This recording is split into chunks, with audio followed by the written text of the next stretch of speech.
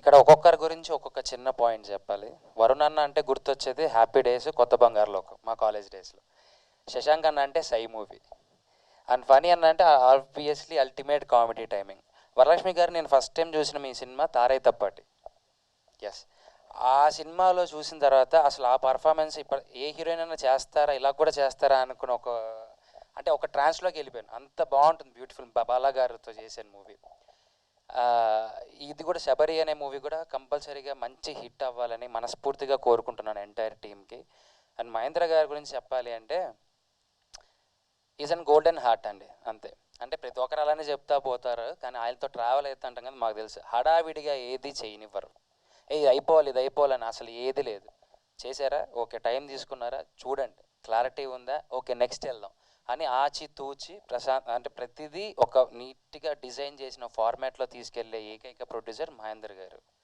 So నాకు కూడా అంటే నేను ఇక్కడ దాకా రావడానికి ఎంతో కష్టపడ్డాను. ఎక్కడో ఉన్నవాడిని ఈరోజు ఇంత పెద్ద ఆర్టిస్టులతో నేను కూర్చున్నానంటే, తీసుకొచ్చి అదే ప్రొడ్యూసర్తో నేను సినిమా చేస్తున్నానంటే దీనికి ఫస్ట్ థ్యాంక్స్ చెప్పుకోవాల్సింది మహేందర్ గారు. అండ్ నమ్మి నా ఫ్రెండ్కి నాకు ఈ అవకాశం ఇచ్చినందుకు thank you so much sir.